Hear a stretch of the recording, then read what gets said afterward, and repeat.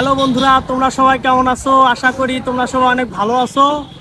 আজকে আমরা শিল্প নতুন একটি থ্রি ফেজ সংযোগ দেওয়ার জন্য এসেছি। তো কিভাবে থ্রি ফেজ সংযোগ দিতে হয় সেটাই আজকে আপনাদের দেখাবো। দেখুন কিভাবে থ্রি ফেজ সংযোগ দিতে হয়। তো প্রথমে দেখায় যেটা, এটা কিন্তু এসটি লাইন। এটা ফেজ টু নিউট্রাল 6350 ভোল্ট। আর ফেস টু ফেস দুটাই এসটি যদি ভোল্টেজ মাপা হয় তাহলে 11000 ভোল্ট। তো এই এসটি লাইন থেকে দেখুন এই যে এখানে একটা লাইটিং অ্যারেস্টার লাগানো হয়েছে। লাইটিং অ্যারেস্টার লাগানোর কারণ হচ্ছে ওভার ভোল্টেজ কিংবা শর্ট সার্কিট কিংবা ওভার কারেন্ট যেন ট্রান্সফরমারে প্রবেশ না করতে পারে, যার কারণে এই লাইটিং অ্যারেস্টারটি ব্যবহার করা হয়েছে।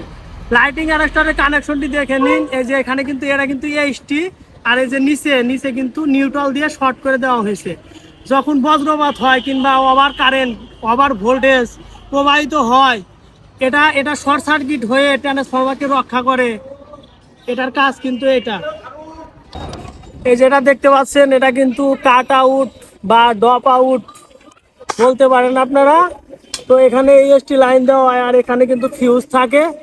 তো এটার মাধ্যমে ট্রান্সফরমার সুরক্ষিত থাকে। ট্রান্সফরমার যদি কেলকিতে কোনো সমস্যা হয়, শর্ট সার্কিট হয়, যার কারণে এখানে ফিউজ কেটে যায় এবং ট্রান্সফরমারটি নিরাপদ হয়ে যায়।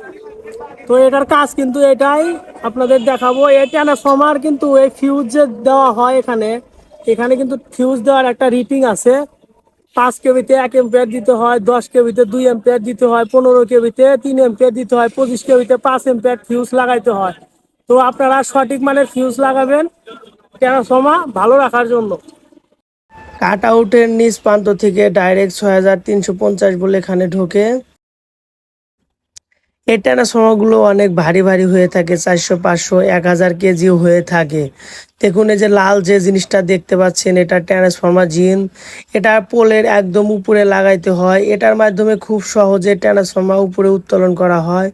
দেখুন এটা সেট করার জন্য একটা সেকুল আছে, যে এখানে সেকুলটা লক করে নিতে হয় এবং এটার মাধ্যমে কিন্তু আমরা খুব সহজে ট্রান্সফরমার উত্তোলন করতে পারি। দেখুন এটার অপর প্রান্ত পিকআপের সাথে বাঁধাই করে দেওয়া হয়েছে এবং পিকআপ আস্তে আস্তে সামনের দিকে যাচ্ছে এবং ট্রান্সফরমার উপরে উঠতেছে। দেখুন এটা কিন্তু একদম রিস্কি কাজ। দেখুন পিকআপ কিন্তু অনেক দূরে চলে গিয়েছে। পিকআপের সাথে এই দড়িটা কিন্তু বাঁধাই করে দেওয়া হয়েছে। দেখুন একটা ট্রান্সফরমার কিন্তু তোলা হয়েছে। তো এই ট্রান্সফরমার জিনের মাধ্যমে আমরা খুব সহজে বৈদ্যুতিক কাজ করতে পারি। নিচে দেখুন অনেক লোকজন কিন্তু এই ট্রান্সফরমার ধরে আছে। ট্রান্সফরমার প্রায় একদম উপরে চলে এসেছে। আর একটু উঠলে এই ট্রান্সফরমারটি পোলের সাথে আমরা সেট আপ করতে পারবো। তো দেখুন আস্তে আস্তে ট্রান্সফরমার উপরে উঠতেছে। আমরা কিন্তু এভাবে অনেক জীবনের রিস্ক নিয়ে থাকি এবং আপনাদের বৈদ্যুতিক কাজ করে থাকি। তো দেখুন আজকে এগুলো মালামাল দিয়ে কিন্তু আমাদের এই কাজগুলো সম্পূর্ণ হলো। সো ভিডিওটি কেমন লাগলো, যদি ভালো লেগে থাকে অবশ্যই লাইক কমেন্ট আর চ্যানেলটিকে সাবস্ক্রাইব করে দিবেন। ধন্যবাদ।